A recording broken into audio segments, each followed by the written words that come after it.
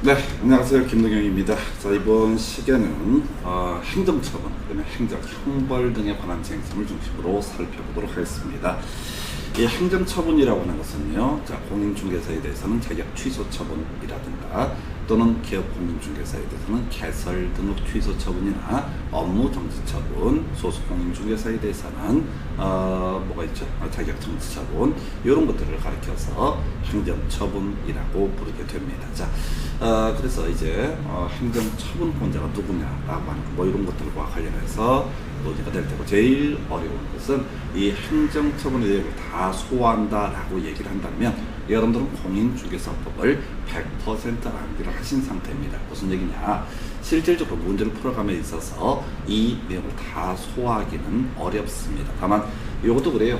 각 영역 챕터마다 무조건 한 문제 이상 구성이 되기 때문에 힘들어도 따라가셔야겠고, 이게 정확하게 이해가 안 된다라고 한다면 아직 공인중개사법 뒤에 있는 내용들을 다 소화를 못한 상태다라고 이렇게 전제를 하셔야 돼요. 그래서 행정처분을 먼저 살펴보고 행정형벌을 먼저 보는 이유는 전반적인 체계라고 하는 것을 이해하기 위한 과정이다, 이렇게 평가할 수 있겠습니다. 그래서 제일 먼저 공인중개사라고 하는 것부터 검토해 봐야 되겠죠. 자, 우리 앞에서 공인중개사라고 하는 거, 이 법에 의해서 자격을 취득한 사람, 이 사람을 가리켜서 공인중개사라고 부르게 됩니다. 즉 다른 법에 의해서 자격을 취득한 자는 바로 공인중개사가 될 수가 없다. 외국 법에 의해서 자격을 취득한 사람 역시 공인중개사가 될 수가 없다라고 이렇게 전제를 하죠. 그래서 자, 기본적인 맥락하에서 공인중개사가 되었을 때 의무라고 하는 거, 자격증의 양도되어든 금지가 되게 됩니다.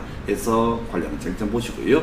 먼저 공인중개사 관련한 쟁점들 이렇게 정리합니다. 그래서 내가 이 시험, 자격시험 응시에서 합격을 했다라고 했을 때 기본적으로 말일이 아니고요, 일정한 금지 행위라고 하는 거 나오게 됩니다. 그래서 양도되어 금지한다, 이런 얘기고요. 공인중개사는 다른 사람에게 자기의 성명을 사용해서 중개 업무를 하게 하는 것 금지됩니다.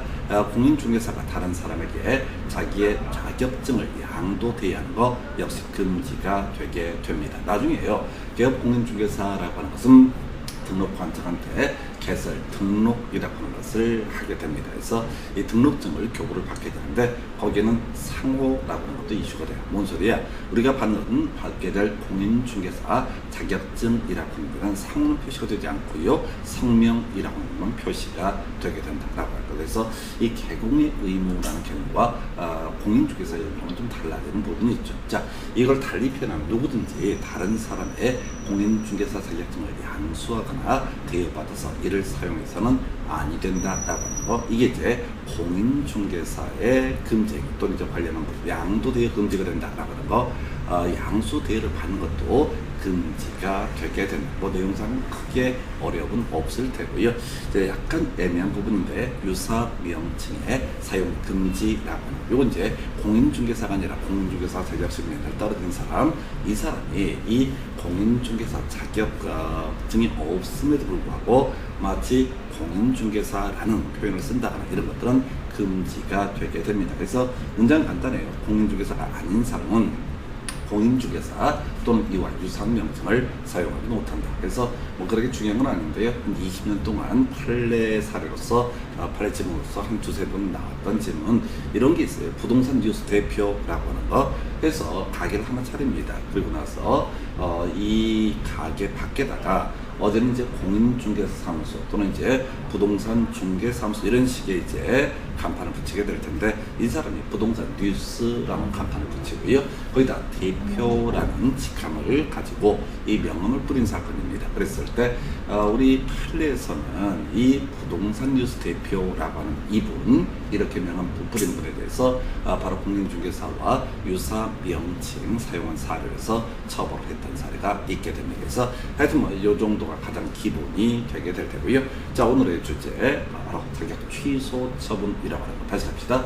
자, 공인중개사 자격시험에 응시해서 자격을 취득하게 되면 바로 그 사람을 우리는 공인중개사라고 부르게 됩니다. 예, 이 공인중개사는요, 장롱에다가 이 자격증을 보관하는 경우도 있을 수가 있을 것이고, 또는 중개사무소 개설 등록을 해서 개공이 될 수도 있을 테고, 그러한 개공 등에 소속돼서 중개물을 수행하거나 중개물 보호자는 소속 공인중개사가 될 수도 있을 것이고, 혹은 법인 기업 공인중개사의 사원 또는 임원으로서 중개물을 수행하는 경우도 있게 될 겁니다. 자, 어느 쪽이 됐든 간에, 자, 이 공인중개사 앞길에는 이렇게 크게 한 서너 가지의 앞날이 기다리고 있습니다. 그래서 장롱이다, 처바가 된다, 그 다음에 이제 개공이 된다, 소공이 된다, 법인의 사원, 자, 임원이 된다, 이런 경우일 수가 있게 될 텐데, 그래서 자격 취소 처분이라고 하는 것은요, 개념상 그 사람이 현재 장롱에 담아둔 사람이든, 또는 개공이 된 사람이든,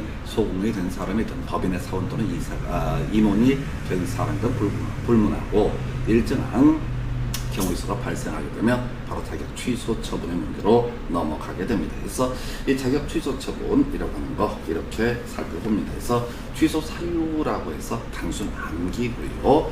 보다다 정정정칭이라고 하는 것이 기다리고 있습니다. 요 파트는요, 자, 아주 단순 무시하게 접근을 하셔야 돼. 이걸 가지고 이해를 해보시겠다라고 마음을 잡수시게 되면 너무 내용이 어려워집니다. 그래서 3번 기능식의 부정한 방법으로 공인중개사 자격을 취득했다. 그래서 커닝하다 걸렸다. 근데 그때 걸린 게 아니라 나중에 누가 찔렀다. 친구 잘 사게 되는 거죠. 어쨌든 걸리게 되면 자격 취소 사유가 되게 됩니다. 자, 그 다음 우리 공인중개사가 되면 그 의무라고 하는 거, 자, 다른 사람에게 성명을 사용해서 중개업무를 하게 하거나, 또는 자신의 자격증을 양도대여하는 것 금지가 된다고 했습니다. 예, 그래서 이러한 경우 다른 사람에게 자기의 성명을 사용해서 중개업무를 하게 하거나 자격증을 양도대여했을 때 이것도 자격 취소 사유가 되게 됩니다. 자, 여기까지는 자, 실질적으로 중개업을 하든 안 하든 상관이 없는 사안이고요. 그 다음에 남는 것이 소공이 되는 사례가 있을 수가 있겠습니다. 자, 그래서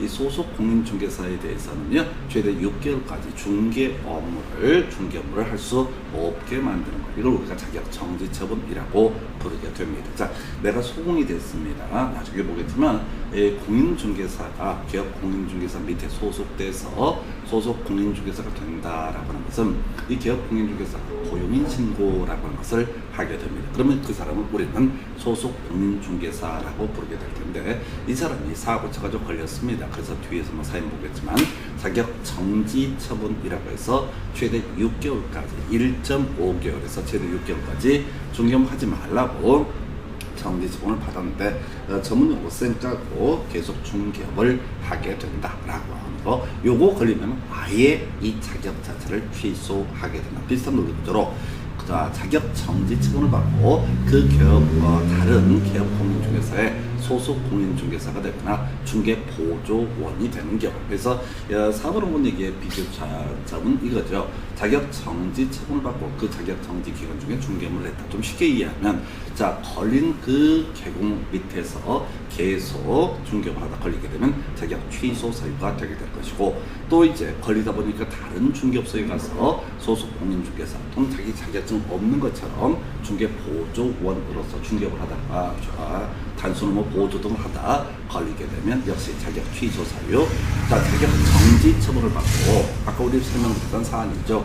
법인 기업 공인중개사의 사원 또는 임원이 된다. 그 얘기는 이제 중개업을 한다는 얘기거든. 그래서 우리가 요 세 가지 정정정이라고 하는 거, 요런 거 걸리게 되면요, 이제 자격 취소의 문제로 넘어가게 됩니다. 그 외에 이 법을 위반해서 징역형의 선고를 받은 경우, 다른 법 위반은 안 되고요, 이 법을 위반해서 징역형의 선고를 받게 되는 경우 큰 죄를 지은 거지. 그래서 이런 경우에는 자격 취소 사유가 되게 됩니다. 그래서 뭐 이 자체로는 그렇게 어렵지 않아요. 근데 앞으로 이제 업무 정지라든가 개설 등록 취소, 자격 정지 사유 뭐 이렇게 마구잡이로 쏟아져 들어오게 될 거야. 그때가 좀 어려워집니다. 그래서 부다다 정정정칭이라고 하는 거, 부다다 정정정칭. 그래서 이성 키워드가 뭐냐? 취소라고 하는 표현이 키워드가 되겠죠. 그래서 취소 앞에는 어떤 표현? 부다다, 정정정, 징 있어야 된다. 그럼 이제 시험 문제를 풀어갈 때는 어떻게 하는 거냐? 읽지 마! 읽으면 작살나. 제일 뒤쪽을 보면 자, 취소 사유이다. 이런 식의 명제가 있게 되면 그 앞에 뭐가 있어야 돼? 부다다, 정정정, 징이라고 하는 것이 있으면은 바로 그건 뭐가 된다? 취소 사유가 되게 된다. 이렇게 정리를 하시게 되는 겁니다.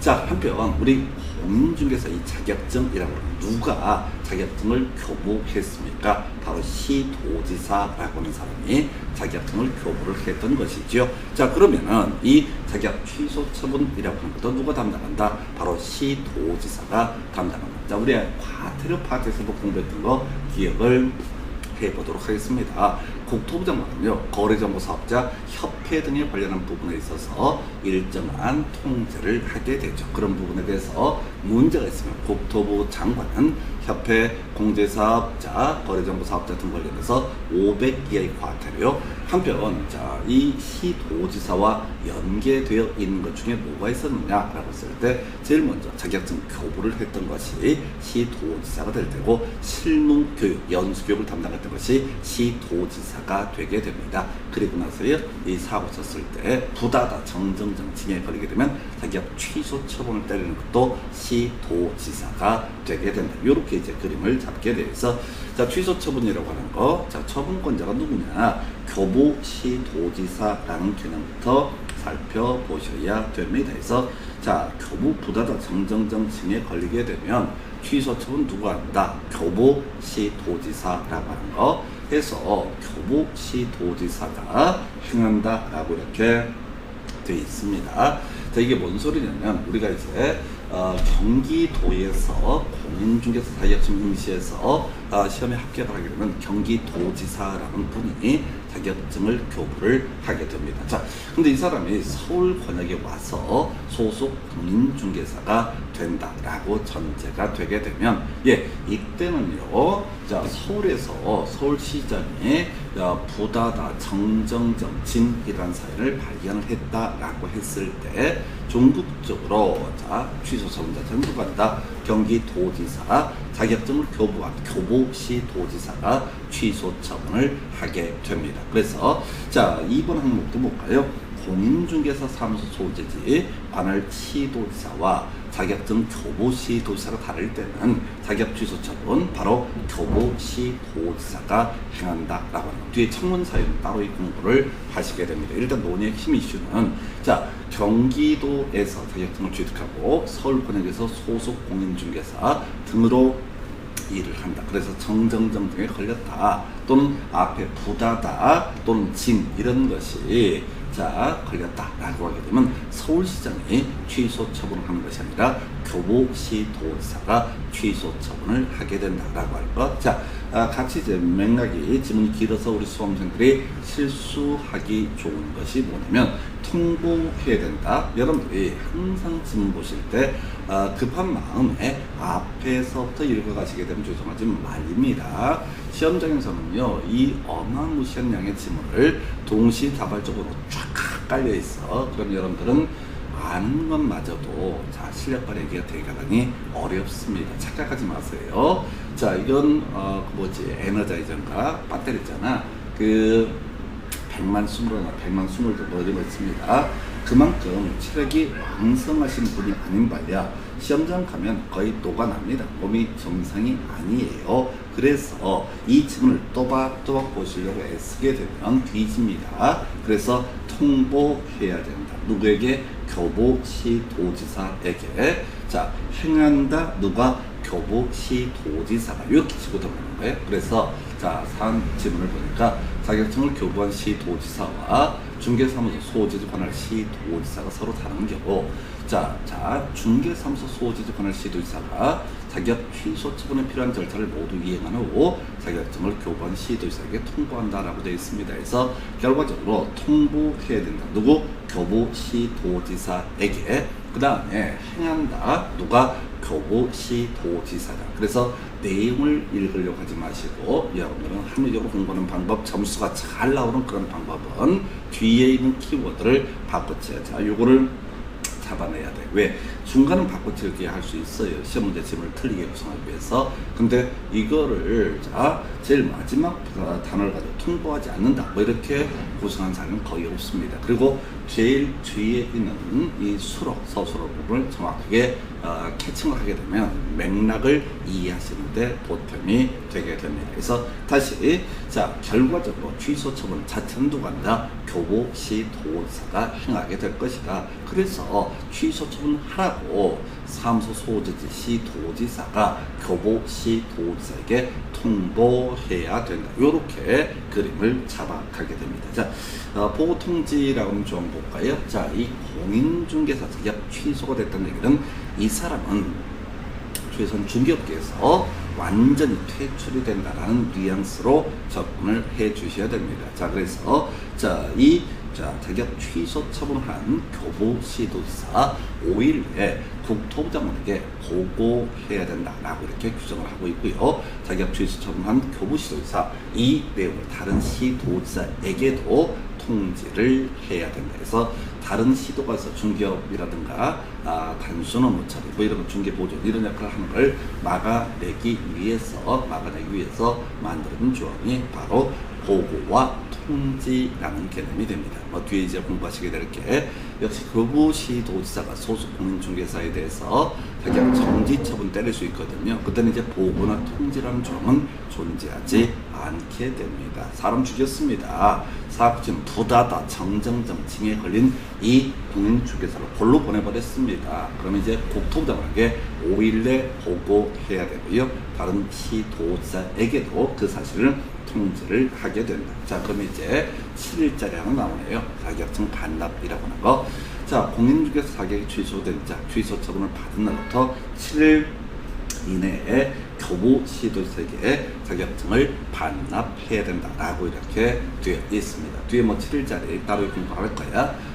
기업공인중개사 개설 등록 취소 처분을 받게 되면 7일 이내에 자기가 등록증을 반납해야 되고요. 이 교보시도지사가 자격 취소 처분을 했을 때 이 취소를 당한 그 과거 공인중개사 그분은 7일 내에 자격증을 반납해야 된다. 나중에 인장의 변경 등록 7일 이내라고 하는 것도 있게 될 것이고요. 예, 몇 가지 나옵니다. 총 5개가 나오는데 일단은 이렇게 해서 자격 취소 처분에 관한 주제 설명을 드렸습니다. 자, 이게 이제 행정처분 중에서 제일 간단한 부다다 정정정직 교보시도지사 5일 내 보고 지체 없이 다른 시도지사에게 통지 뭐 이런 것들이 주요 이슈. 자격 취소 처분은 과태료 관하면 100만 원 이하라고 앞에 설명을 드렸었죠. 시도지사 정당 사유 없이 연수교육을 받지 않았을 때 이때는 500 이하의 과태료라고 하는 거. 자격증 미반납 등에 있어서는 100만 원 이하의 과태료 이런 주제와 연계가 되게 됩니다. 자, 여기까지가 이 공인중개사의 의무라든가 한 것과 이 공인중개사에 대한 교보시도지사의 자격 취소 처분에 관한 주제 체크를 해드렸습니다. 잠시 끝났다가요. 이제 바로 기업 공인중개사에 대한 개설 등록 취소 업무 정지 처분 등 관련된 쟁점 확인하도록 하겠습니다.